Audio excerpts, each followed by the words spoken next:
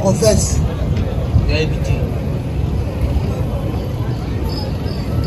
Zamuyaka. Yo pas fait la Kaluka. Avenue. Tingi. Numéro 20. Quartier. Quartier 3. Commune. Autant de classe ni. 5e. 5e ni. Primaire. 5e primaire. Obala. Obota balabon. Ala mona ti. Kendo fanda. Omulanga ikomba ifwanga Eli. Ikomba ifwanga Eli. alias nani? Nakutami kombo ya bayanke. Te. Oza yanke te. Ah, kete papa. Kombo ya bazoba. Te, nazoba te. Oza zoba pete. Ah. Nakutami wapi? Nakutami na komina changu. Wapi? Komina changu isa wapi? Nakutami na komina Masina. Isa wapi? Ah. Na mboga ni? Na mboga ni?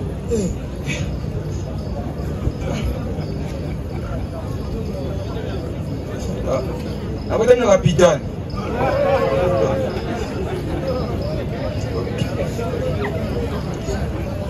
Kapitani mboga ni? Moka papa bia mama. Kapitani ya wapi? Lakini nakutami na Kisasa. Nakutami na Kisasa. Nakutami na Kisasa. Sasa, mkono ni? Nakutami le 15 décembre 2002. Papa aboti yo komwe nani? Papa aboti nga komwe Nibo Ifwanga. Nibo Ifwanga, zala bomoy. Akufa. Mama aboti yo komwe nani? Clémentine Toussebois. Clémentine Toussebois, zala bomoy. Ah. Aende kono bani? Azala bomoy. Azala bomoy. Village na bino wapi? Na mta Ndinga. Ndinga. Ah. Secteur. Secteur ni na habité. Territoire. Na habité. Province. Na habité. Oza mutu ya wapi? Ekolo ni? Na Muyaka. Muyaka kwangu. Ah. Otangi classe ni? Asili na 3e musulmanité. Yana kama ka mutu a 3e aende pala bango te. 3e bango eza lelo. Oya kala mutu ayebi nyonso. Obala? Te. Obota bala bon? Abota pete. Ofandi wapi? Davai na Masina. Avenue. Kulumba, numéro 10. Avenue Kulumba, numéro 10, quartier. Quartier 3. Numéro commune. Na Masina. C'est vrai. Kendo fan. Sindani. Paul. Paul Sindani.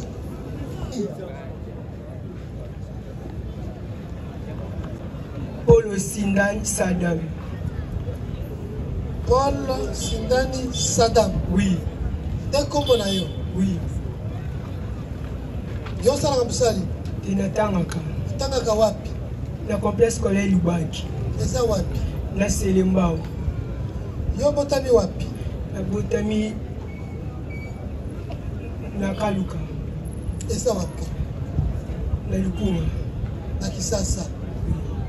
Mukolo nini? Na botama le 25 na 4e mois 2008. Papa aboti yo. Comment est nani?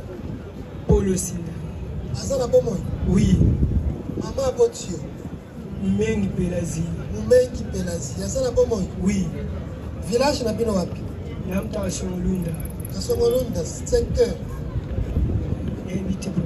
Territoire. Invité. Province. Avenue Litunu. Titundu. Litunu. Litunu. Quartier 3. Numéro 25. 25, quartier 3, Kaluka, commune. Commune Ngalima. Kendo fanda.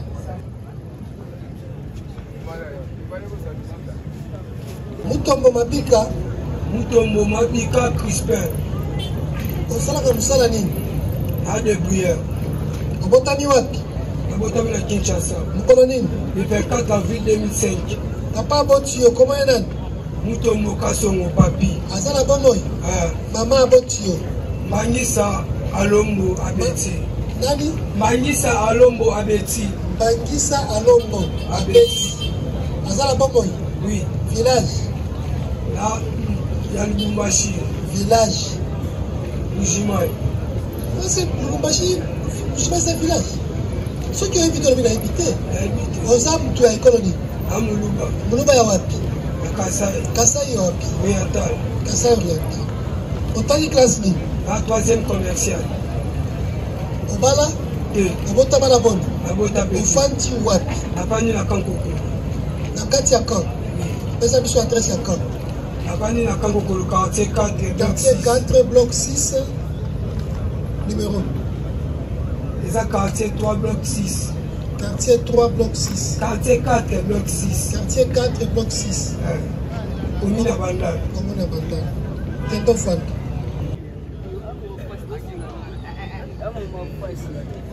Makushiko.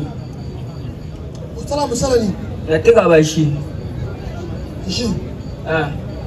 Ubota mi wapi? Na.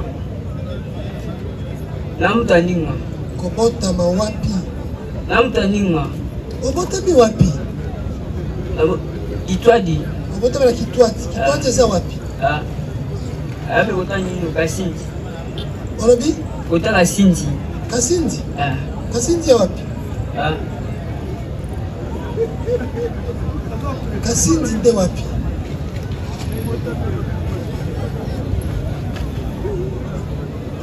Mwana mboka. Ah. Ubota mi wapi? Aba.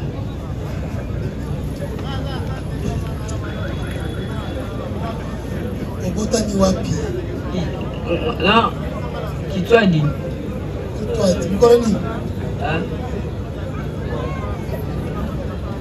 Oza bien te? Ah bien.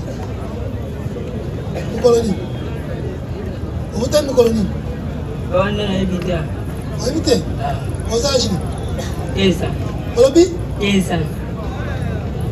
Omona na mapata wana. Kensa ningani. Yango moko. Moni moyo ngekita. Soke tali yobi. Ona pe kensa. Kiso banga. Nabanga te. Te, yango moko eso banga. Kensa eso banga. Ero e kamwe. Obi oh, boniko. Papa aboti ko nani? Papa ngoi. Ngoi nani? Matunu. Ngoi matondo asana bomoy. Akufa. Mama aboti ko nani? Mama efe. Mama nani? Efe. Elvire na. Ah, tiana mbuka. Te to tuli so ya sala bomoy. Azali. Village na bino wapi?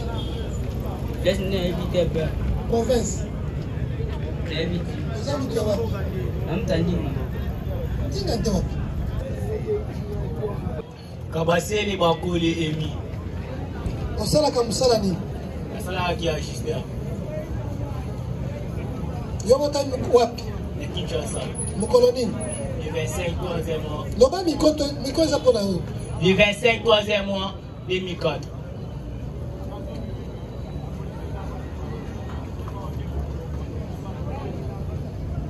Papa aboti yo.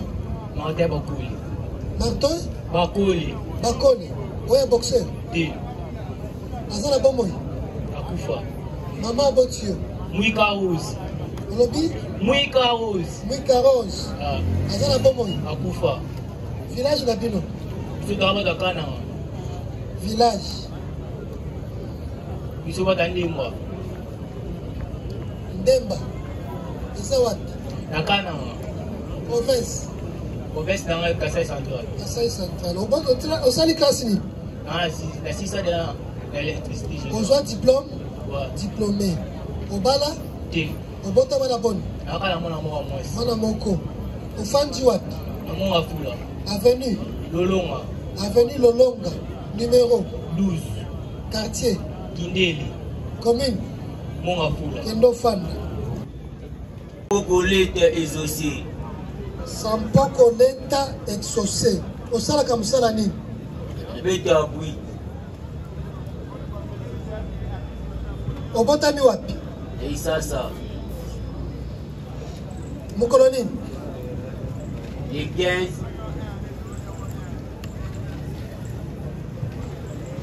Le 15 novembre 2008. Omoni ntango ozokanisa nde ozobosana na mokolo botamaki. Papa aboti yo komoi nani? Dieu. Nzambe oyo nzambe na biso. Dieu kokao. Diego Kao. Nde kombo na ye? Ah. Azala kombo mosusu te. Asamuna. Si vous prenez on peut ça biso comme papa te. Il a dessiné un dog. Tout ça la posa comme un tap. Comme on a un mboka de tout ça la proposa. Azala pas moi. Azali. Osui kanta. Hyper. Niko wana to pesi pour utiliser ngo. Maman bonne sur comment il a. Mort. Martinam. Sampoko Mort. Maman Sampoko Marti. Azala pas moi. Azali. Village na bino wapi? Ah, bien, éviter. Longola loboko la poche. Oza mutu ya koloni. Na Mkongo. Mkongo ya wapi? Bakongo baza bakongo ya nini? Ya ex-Bandundu. Bakongo baza bakongo ya Congo Central. Ya Bandundu. Bandundu. Wapi? Oza Moyaka. Oza nani? Pema ebiga na wa Mkongo. Ça va. Otangi classe nini? 6e. 6e nini? Humanité. Ya solo? Ya na continue ti. Olobi? Na continue école. Mutu atanga ka 6e akoloba nini linga ozoloba te? Na zo continue école, na continue utanga. Mutu oyo azotanga niveau na yo, il ne peut pas se comporter comme ça. Odober. Il ne peut pas appeler Nikonziboye père. Mutu atangi. Classe ya solo. Odomo kundi. Mais mutu atangi 6e. Akoyeba parce que na fiche na ye akokoma école na ye. Auti wapi province na ye d'origine, territoire nyonso akoyeba. Parce que akokoma ngo na banini na mikanda nyonso ya école. Yo yebiti. Obala? Di. Obota bana boni. Oda loko di. Ofandi wapi? Nafanya Masika. Avenue Masika. Avenue Masika numéro 5 comme quartier. Kindele. Quartier Kindele. Commune. Commune de Mongafula. Kendo Fandi. Utilisez micro na taille na yo. Peut-être taille na yo. Bakisa. Petit ça. Mais ça dit son combo. Kabanish Clovis. Ah, bah, commis Kabanishi Kumu Teka. Kabanish Muteka. Muteka. Osala kamusala ni? Edmason. Obotani wapi? Kinshasa. Date de naissance? Moi, janvier. Notamment le 1er janvier 2007.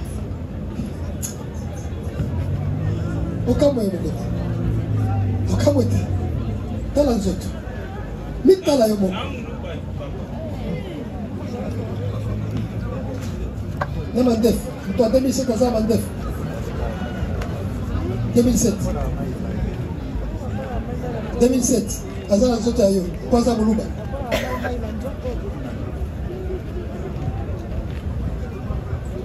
Obotami wapi? Ya Kinshasa.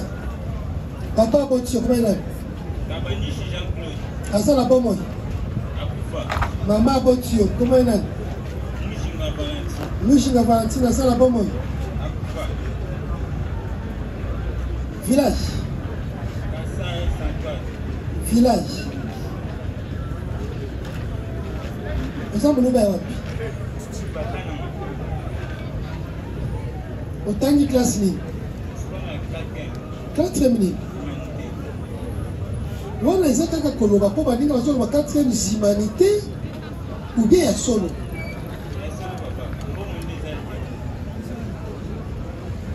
Po mutu ya 4e humanité ndenge azoloba ayebi epa na bango ayebi eza routine ya école bafiche bakomaka identité obala obota bala boni ofandi wapi? Avenue Kimbao numéro 11. Avenue Kimbao 11 quartier Quartier Kimondo. Quartier Kimondo. Kimondo. Kimondo. Kimbondo. Commune Mongafula. Kendo Fanda. Gaspard Ndiaye. Lusanga to Lusaga. Usaga. Où? Usaga Gaspard Ndiaye. Lusaga Gaspard Ndiaye. Ndiaye. Yo sala kabusala ni. Na affaire rien. Obotami wapi? Nabotami na Kisasa. Date. Le 4 8e mois 1995. Papa abotio. Kazamba Ndiaye. Asala bomo. Akufa. Mama abotio. Fanny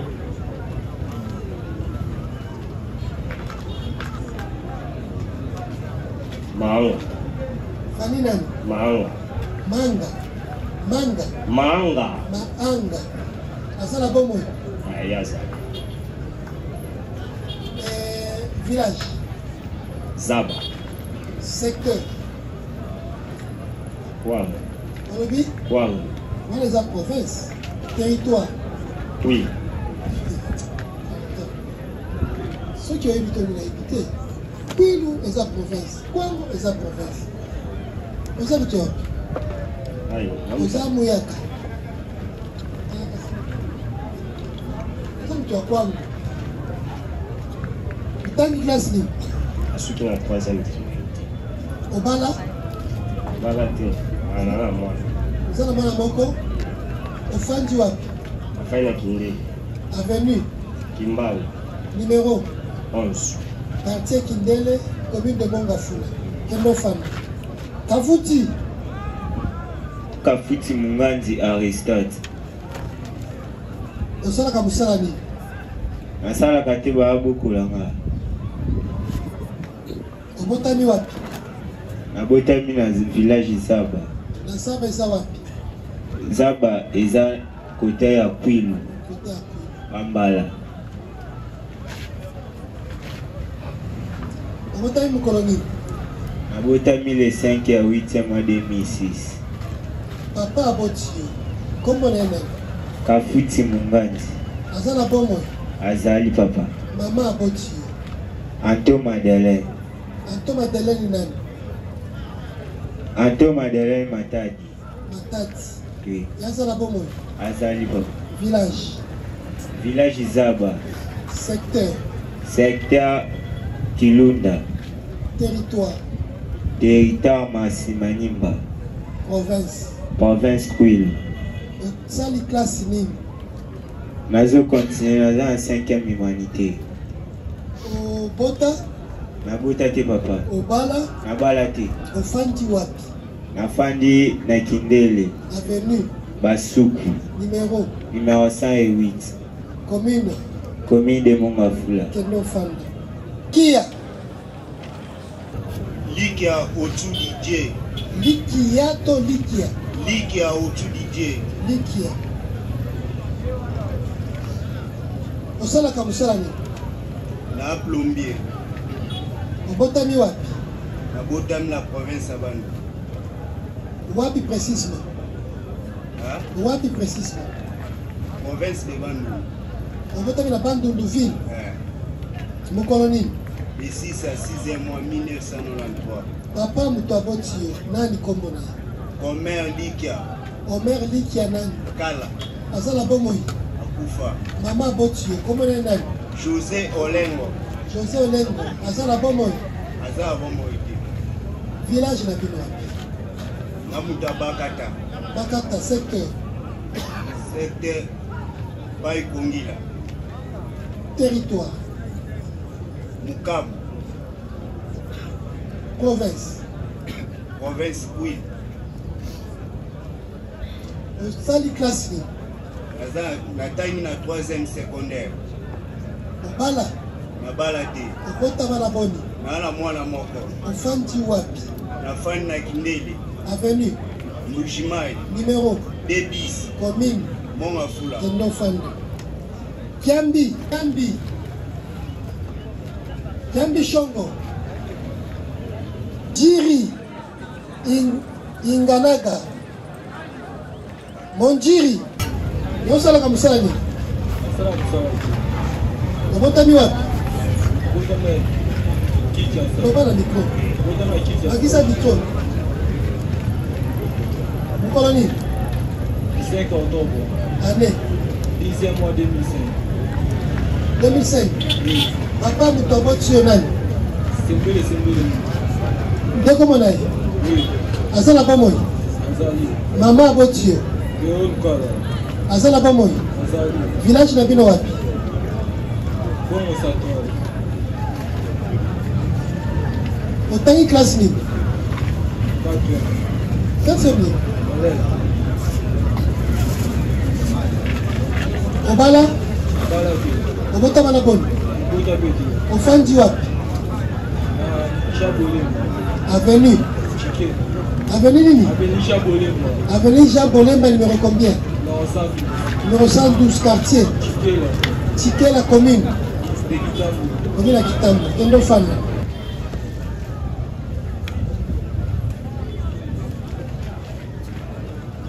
Tout ça là il à micro. Tiens mon la taille nayo. Mais ça biso combo. Tumba Lutumba Kale. Osala kama musala nini? Maso. Obotani wapi? Ana Kinshasa. Koloni. 6 octobre 2006.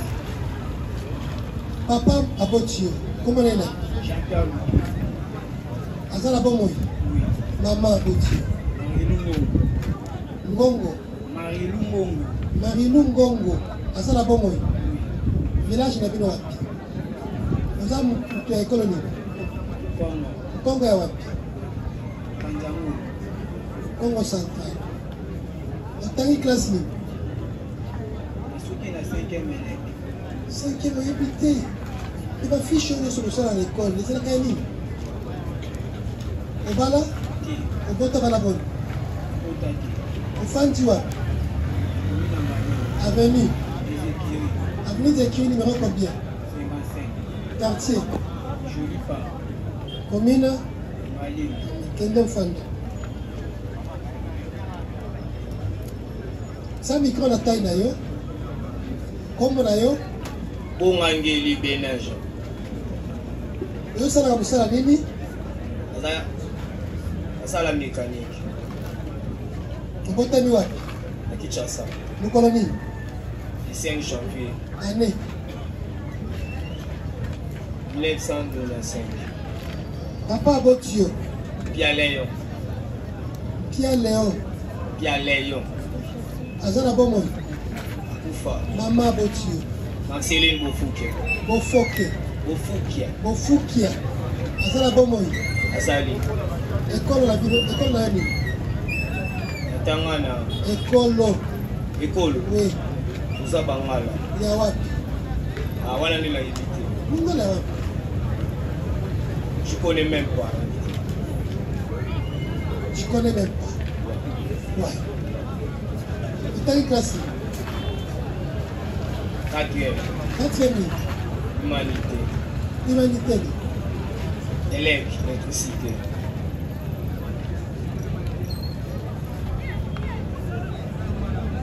Obala? T. Bota bala bon. Abota T. Ofandi wa? Afandi na Bandal. Avenue. Chimfula. Chimfula numéro combien? 23. Quartier. Adoula. Adoula, Bandalungwa. Ifende.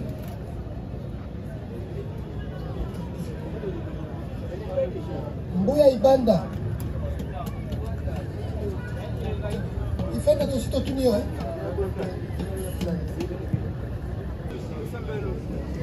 Natuni balasuka. Pusa na liboso.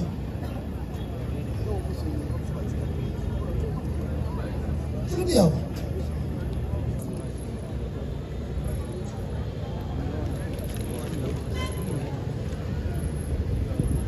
Mokola moka pusa. Kanda makanzu se. Kandama. Makanzu se. Kandama. Makanzu se. Obotani wapi? Kinshasa. Mukolo nini? Le 23 décembre 2006. Papa Abotio, comment est-ce? Je suis makanzu vaman. Azala bomoi. Maman Abotio, comment est-ce? Mami Damwadi. Azala bomoi. Vous avez ta flash ni? Centre. Secteur. Province. Qui sont les wapi? Ce que Zabaku, ce n'est pas bien.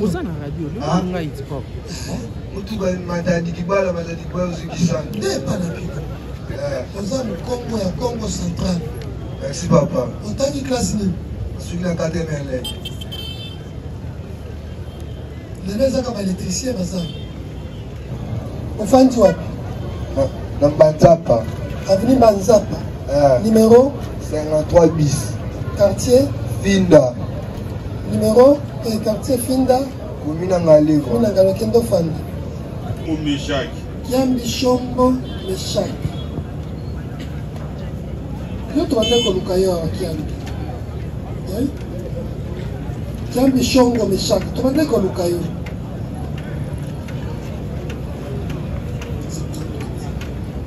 Osala msali. Namcho na kumba moto. Obota ni wapi? Namunga fula. Mokolo nini? Le 11 4 mois 2024. 2002. 2002, hein? Obanga. Papa aboti yo comment nani? Azala bomo. Azali. Mama aboti yo comment nani? Mununga Aisha. Mununga Aisha. Azala bomo. Azali. Village na bino wapi? Amutaba Congo. Congo central. Otani classe ni? Nasuki na 4e mécanique générale. Obala? Obota bana boni? Ofanti wapi? Nafandi na Munga fula. Avenue? Avenue Révolution. Avenue Révolution numéro combien? Numéro 6. Quartier? Dallas. Dallas. Combien à Munga fula? Kendo fan? Atataye. Esa biso kombo. Kiambi Shongo Israël. Mozala Kiambi mibale. Mozala ndeko. Nao Kiambi awuti koleka.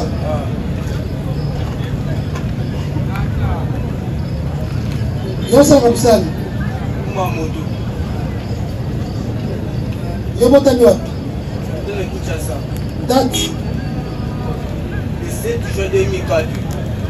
Papa aboti yo comment nani? Kiambi Shongo. Azala bomo. Mama aboti yo comment nani? Mununga Aisha. Azala bomo. Azali. Village na bino wapi? Oza mutu ya ekolo nini? Kamukama. Ya wapi? Ya Soyo. Soyo. Province ya Congo central. Otangi classe ni? Nasuki na 3e. Troisième ya moketo ya ekolo. Ekolo. Obala? Obota bana boni? Kenanga na masa na zingi.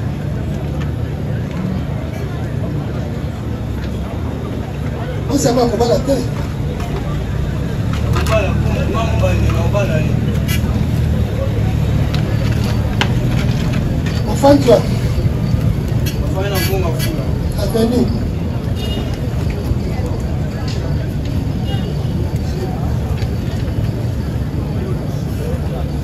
Révolution. Numéro. Numéro 6.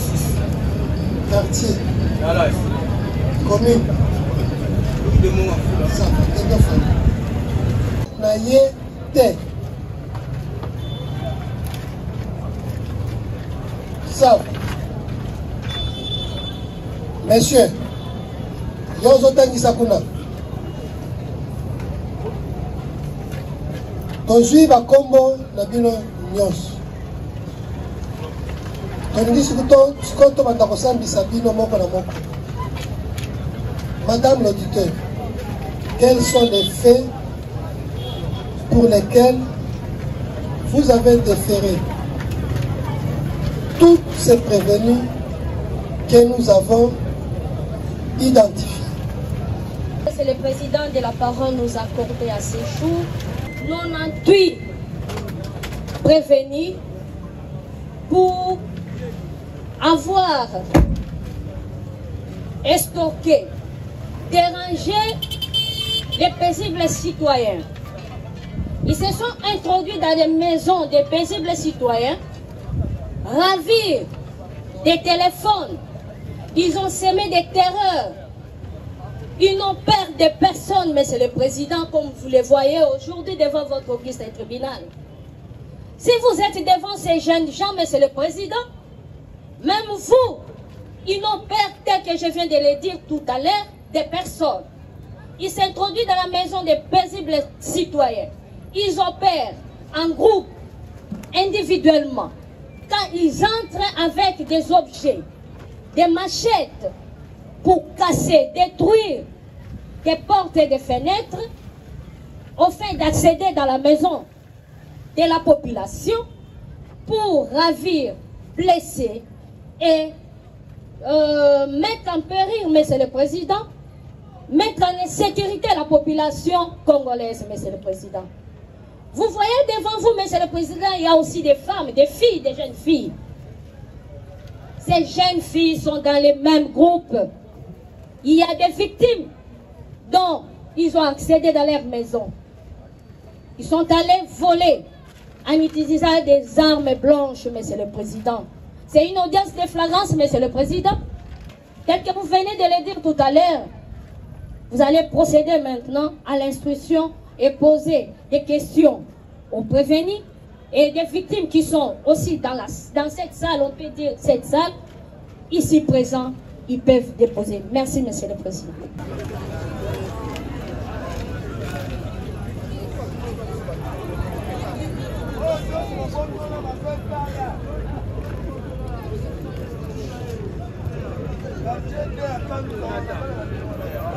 Victime Yamakambo Oyo, accusation à lobby.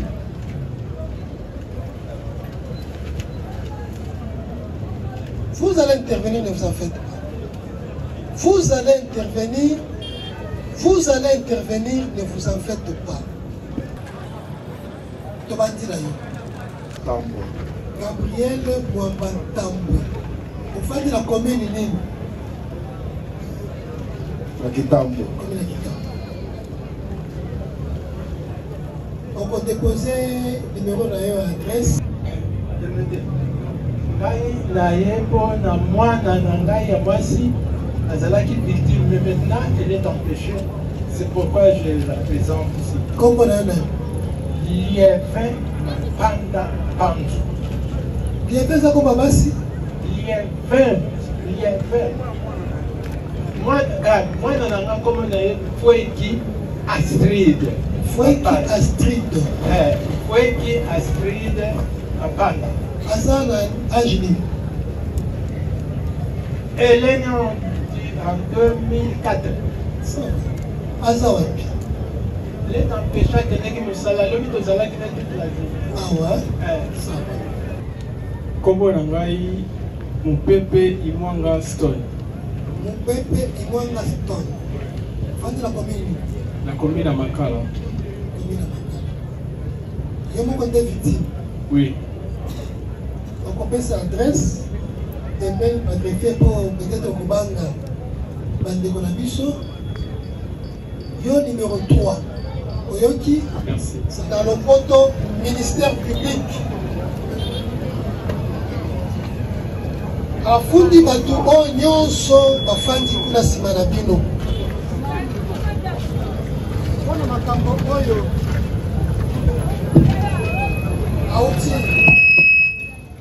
Auti koloba alobi babotoli alobi bayibi alobi babeti alobi babuki soki eza ya solo ntango tokosambisa moko na bango moko na bino bavictime amimoni ke esalaki ye pasi po abumisaki eloko po babetaki po babukaki biloko mama songa kuna awa esika baninga bafandi oyo ya numero 4 ya mosusu aza wapi grâce aza wapi eza ya solo okomi na bosengi ya dédommagement on tolobaka na lingala facile dommage ngai, dommage intérêt. Et kosenga lumeya na maboko ya l'État. Donc on pèse yango na greffier. Wana okomi partie civile. Tu viens tango kosambisa, tango kokata, ekamona ke ya solo, makambo wana basalaki yo ya mabe, ezali yo pasi, obongisi bongo, to biloko, badedommage yo, na bao basalaki yango. Toyokani, kasi soki osali bongo, lokola tobandi lelo, ezate, lobi kuna, ti, mukolo oyo ministère public akotelemela likambo, asengi etumbu, bavoka na bango, pe basengi eloko bakosenga, soki kotika, soki nini, moko na bango, alobi liloba na ye ya suka, wana tokozwa mbongo te, wana ekomi retard. Mpona yango, okoki kosamba yo moko. Parce que, avocat de la société, ministère public, vous avez ma conquis, vous avez ma relation, vous dites que c'est un service, il y a avocat. Théokani de la défense. Rappelez la procédure qui nous caractérise.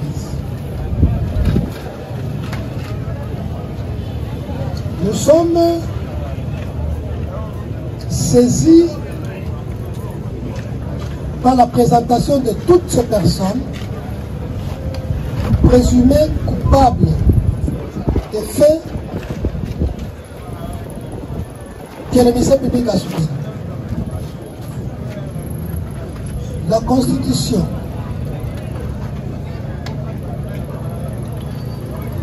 demande à ce que toutes ces personnes présumées coupables soient assistées par des avocats techniques. La procédure qui nous caractérise nous demande la célérité. Ce sont les termes du législateur. Que l'audience se tient au jour fixé ou au jour convoqué. Je dis que la célérité n'est pas la précipitation. Monsieur le Président, nous vous remercions également parce que vous venez de les rappeler ici que tous ces prévenus qui sont déférés devant vous sont présumés innocents jusqu'à ce que votre tribunal va décider soit de leur innocence ou encore de leur condamnation. Monsieur le Président, nous avons juste un petit préalable que nous voulons soumettre à votre auguste tribunal. En effet, Monsieur le Président, il y a un devoir sacré, un devoir légal et constitutionnel que le ministère public qui défère tous ces prévenus aurait dû faire, bien avant de les déférer par de verbe. C'est lesquels?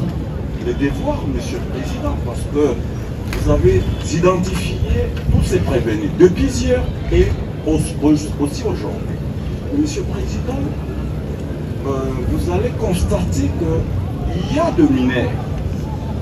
Il y a de mineurs qui sont déférés par devers vous. Or, vous êtes une juridiction qui ne peut pas connaître des faits commis par des personnes de moins de 18 ans. Peu importe, même si c'est prévenu, là, disons les enfants, comme nous les disons dans les jargons, en conflit avec la loi, venez même de les tuer. Vous, en tant que juge du tribunal des garnisons, vous ne pouvez pas connaître de leur fait. Ce qui fait que, Monsieur le Président, nous sollicitons à votre auguste tribunal de procéder à la disjonction, c'est-à-dire envoyer tous ceux qui sont considérés comme personnes mineures devant leur juge naturel. Monsieur le Président. Parlez-nous, soumettez-les au débat. C'est ce que vous auriez dû faire en amont. Je nous demande dans l'ensemble d'être professionnels. C'est-à-dire, lorsque le tribunal procédait à l'identification, il fallait relever tous ces cas-là afin de les soumettre au débat. On refuse. S'il vous plaît, est-ce que vous les avez, lorsqu'un tribunal a identifié ces prévenus, vous auriez dû en amont relever tous ces noms-là pour les soumettre au contradictoire afin de procéder. Vous pouvez le faire iteknouk. Faites-le. Si vous voulez pour cela, qu'on vous accorde 20 minutes pour cela, nous allons suspendre afin que vous relevez tous ces cas. Est-ce que c'est ce seul moyen? Moyen que nous voulons relever, puisque nous avons eu à identifier les mineurs qui sont ici et que nous allons mettre à la disposition les noms, leurs noms à la disposition du tribunal. On vous accorde combien de temps? 10 minutes, c'est suffisant. On suspend l'audience, s'il vous plaît. Parce que c'est ce seul moyen que vous soulevez. Vous relevez ces cas. Nous les avons déjà identifiés. Vous avez... Oui. Alors, donnez-nous la liste. Vous nous donnez la liste. Oui. Oui, Monsieur le Président, parce que nous devons harmoniser nos listes, il y a lieu que l'on procède de la façon que vous aviez indiqué. Nous suspendons. Une suspension d'audience nous permettra d'harmoniser nos Combien de minutes? 20 minutes. 20 minutes. Et puis nous revenons avec tous les éléments nécessaires. Ça va. Nous suspendons sans cérémonie. 20 minutes pour permettre aux avocats.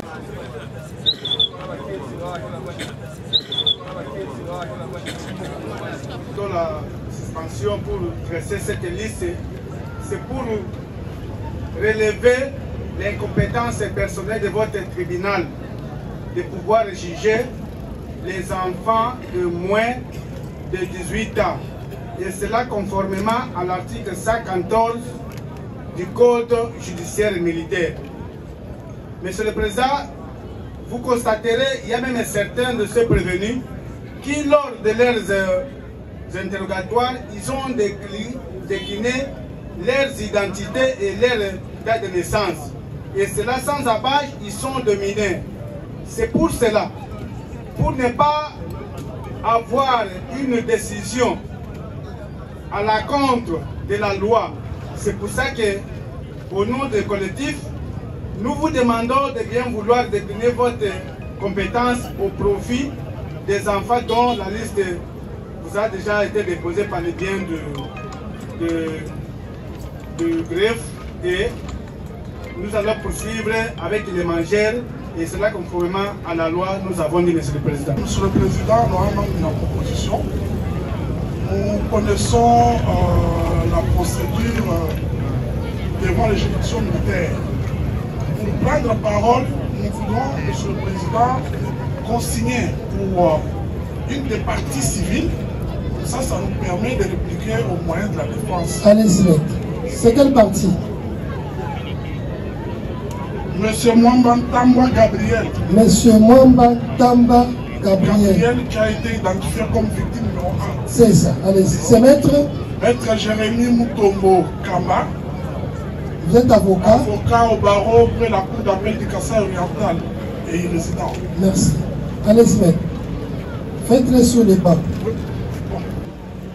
Ça va. Actez que dans cette affaire qui opposait le ministère public au prévenu, c'est joué à l'action publique Monsieur Mwamba Gabriel Mwamba Tamboa, partie civile, qui est assisté de maître Jérémy Mutombo Kamba. Merci. Maître, pour la défense, que vous avez relevé mineur au regard de l'identification par le tribunal. Ce qui n'a pas dit comme d'ailleurs, oye, Sangwa, Ramazan, Alonga Marie Lumière, Kenaya Dieu, Bobeto Kotuna, Nazongeni, Sangwa, Alonda, Zinga, Nassimawe Liboso. Par le collectif de la défense. Des fictifs.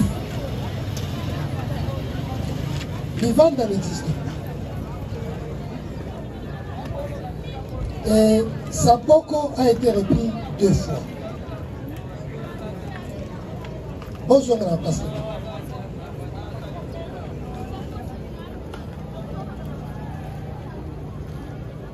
Je ne voudrais pas ici rappeler, éviter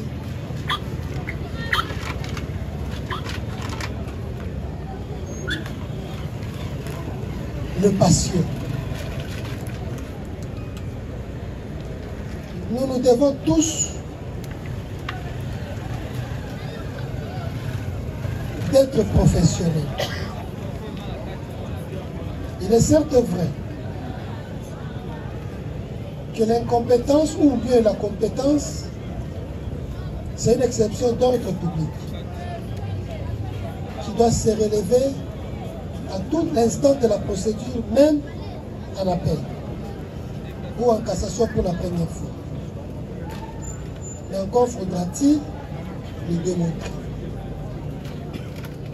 Au regard de la liste nous présentée par le collectif de la défense, nous voulons que, dans le professionnalisme, la défense nous démontre la minorité alléguée. Prévenu Sangwa, Ramazan, à la barre. Vous avez 3 minutes. 3 minutes.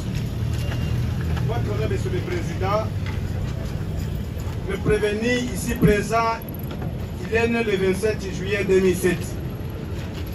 Et sur la défense a fait la compilation de cette date, il s'avère que le prévenu ici présent est un mineur d'âge.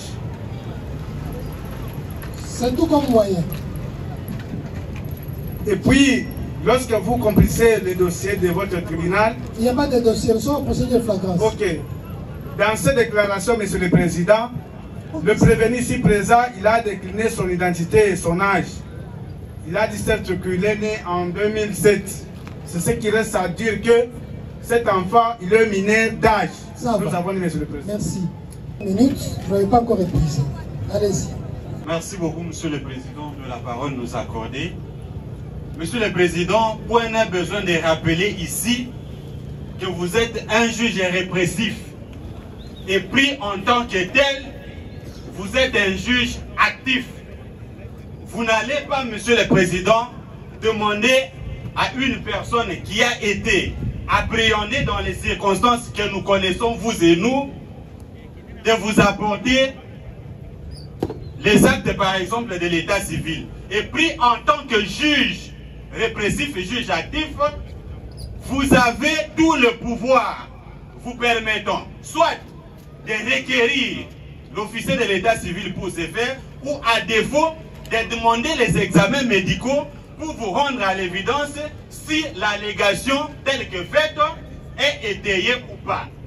Que donc, l'on ne peut pas ici, dans un procès classique, un procès pénal où la preuve est libre de par nature, demander que l'on produise des actes de l'état civil. Comme juge répressif, du fait de votre activisme, vous pouvez requérir un médecin pour vous rendre à l'évidence si ce qui est allégué peut être étayé ou pas. Merci. Nous avons dit. Vous-même, vous avez constaté lors de l'identification des prévenus, Monsieur le Président, vous avez constaté à leur posant la question de savoir, de donner leur âge. Si quelqu'un a un âge dont il prétend être, Monsieur le Président, je ne pense pas que cette personne doit balbutier. De l'autre côté de la barre, Monsieur le Président, il dit clairement que vous êtes un juge actif, Monsieur le Président. C'est tout à fait normal, Monsieur le Président.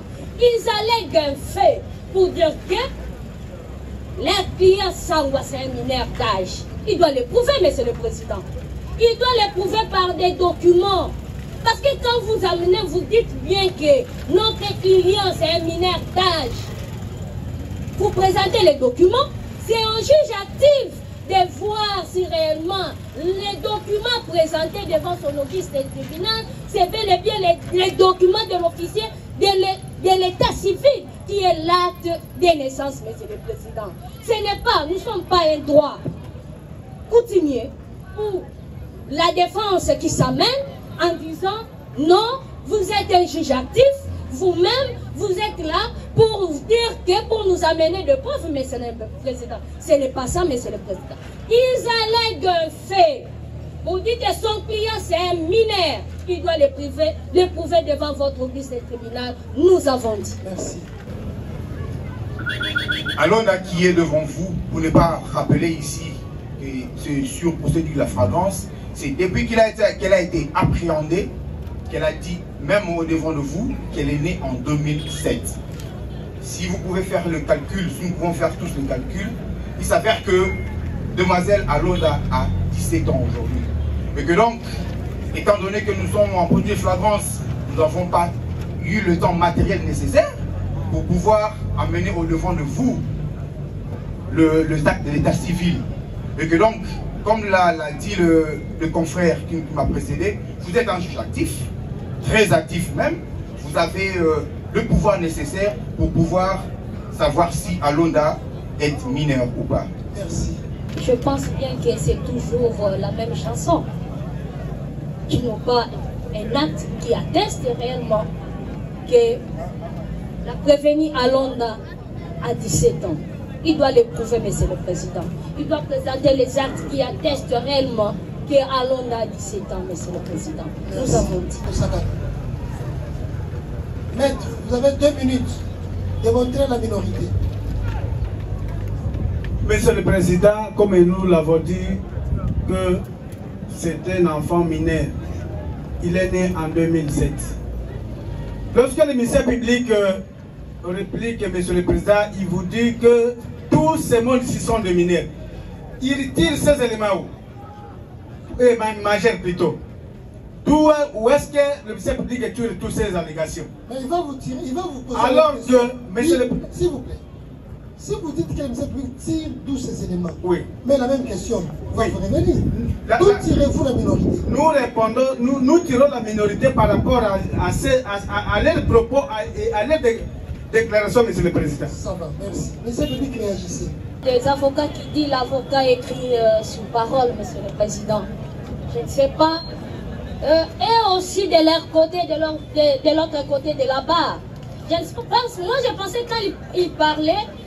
Nous avons les détenus amenés devant votre office de tribunal, ce sont des mineurs. Moi, je pensais que dans leur sac, ils ont amené des pièces. Ils ont amené des pièces attestant que les clients, ce sont des mineurs. Mais c'est le Président, ce ne sont pas des mineurs. Ces gens ici que nous avons présentés devant votre office de tribunal, ce ne sont pas les mineurs. Il déclare que ce sont des mineurs, il doit les prouver. Ils allèguent un fait, il doit les prouver. Pour nous, l'organe de la loi, nous savons bel et bien que ce ne sont pas des mineurs, ce sont des majeurs. Parce que lors de leur présentation ici devant votre office de tribunal, vous-même vous avez constaté. Parce que si moi j'ai mon âge, je sais que je suis né à telle année, je ne dois pas balbutier, monsieur le Président. Je ne dois pas raisonner à 10 000 fois pour donner mon âge. Je ne dois pas raisonner. Parce qu'on sait bel et bien que l'âge des enfants de 7 ans, on parle de l'âge, les enfants Android. Vous pensez que ces enfants-là peuvent-ils oublier leur âge? Quelqu'un qui peut oublier son âge avant de parler, dire que moi j'ai tel âge, je dois raisonner. Ils allèguent un fait, monsieur le Président. Je pense bien que dans leur sac, là, s'ils ont des actes qui attestent bel et bien que leurs clients sont des mineurs, ils doivent les déposer devant votre vice-tribunal. Et nous, de notre côté, on va tout simplement s'incliner. Nous présentons devant le vice-tribunal, nous produisons plutôt son bulletin. Mais pour le reste, c'est le même argument, puisque il est certain que nous tirons leur minorité par rapport à leur déclaration devant le tribunal de Seyhan. Nous avons. Merci. Zonga.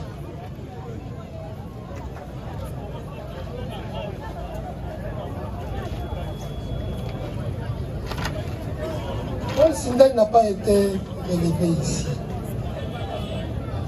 Sur la liste, il n'existe pas de Paul Sindani. Sangwa Ramazani, Alonda Marie Lumière, Kenaya Dieu, Bobeto Kotula, délibération. Sur vote au scrutin secret et à la majorité des voix des membres de sa composition. Rend le jugement avant dire droit dans la teneur suivante.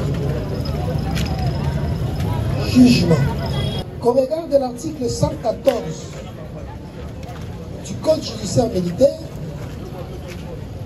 les juridictions militaires sont incompétents à connaître des faits commis par les personnes âgées de moins de 18 ans. Les tribunaux constatent cependant que la défense a fondé ses moyens sur les seules déclarations de prévenus au cours de leur identification, sans pour autant en apporter la preuve de la minorité alléguée. Cependant, le tribunal constate que faute de preuves contraires de majorité, il sera requis à expert avec devoir de recevoir le prévenu concerné par un médecin à l'effet de déterminer l'âge approximatif de chacun d'eux et de faire rapport tenant compte de la célérité, tenant compte de la procédure qui caractérise ce procès.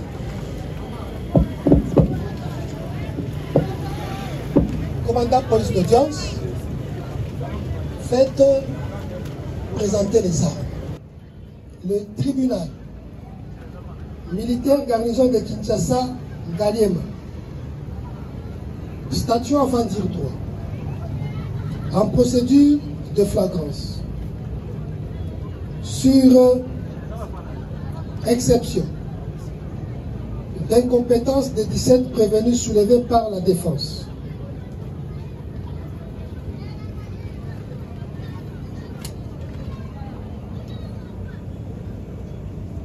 Vu la Constitution de la République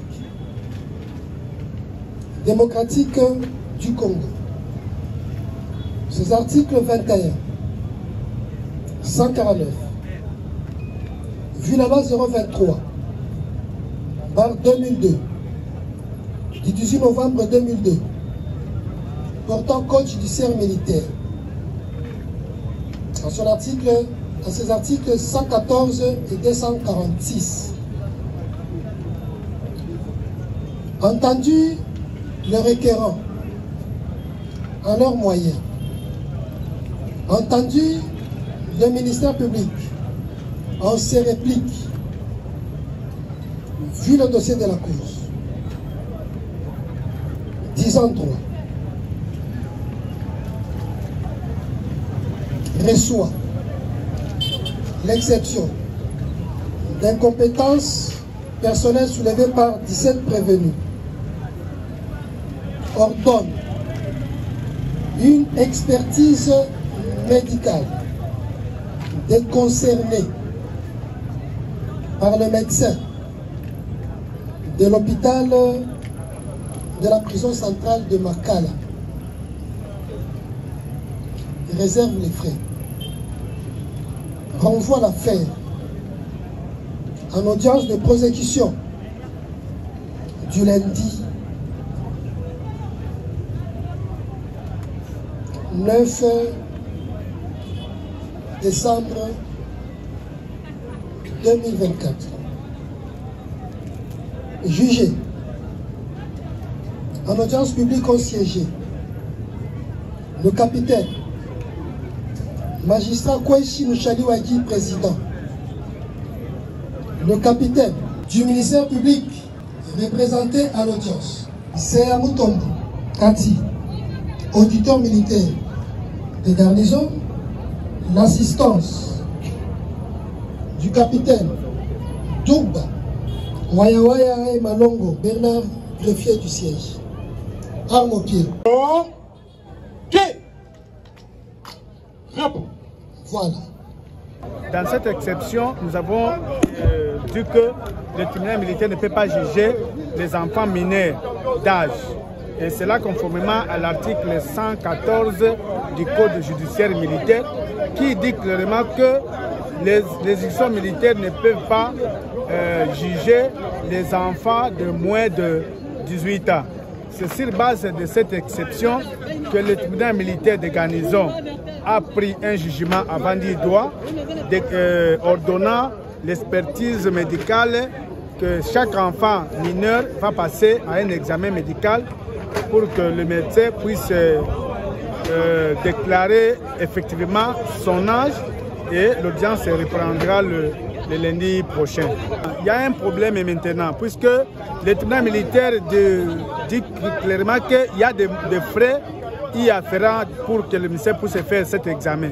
Alors que ce que nous déplorons ici, c'est que les gens ici, des démunis qui sont ici, l'État doit vraiment faire quelque chose. Il doit appuyer le tribunal pour mettre les moyens à sa disposition, afin que les médecins de Makala, comme le tribunal a ordonné, puissent avoir les moyens conséquents pour examiner chaque enfant et les résultats nous parviennent à temps pour que le procès puisse se reprendre. Par rapport au parti civil, la loi dit clairement pour que tu sois appelé parti civil dans un procès, il faut consigner. Et avec l'arrivée de l'actuel ministre qui a déterminé le 2% de la postulation, il est obligé de verser au profit du trésor public 2% du montant de la postulation pour que tu sois appelé partie civile dans un procès.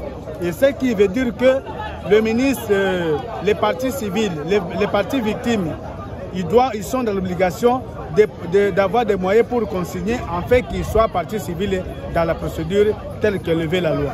Ça, c'est une exigence légale. Une exigence légale pour qu'un parti soit partie civile, il faut consigner les moyens. Avec l'ancien système, la consignation était de 20 $ en monnaie en francs congolais. Mais avec l'arrêté du ministre qui a majoré, qui a déterminé le 2% de la postulation, maintenant, ça dépend maintenant du montant auquel vous voulez postuler. Si vous voulez postuler par exemple à 100 000 francs congolais, il faut prévoir le 2% de 100 000 francs congolais qui vaut votre frais de consignation. Toi et finance, toi et finance, toi et finance.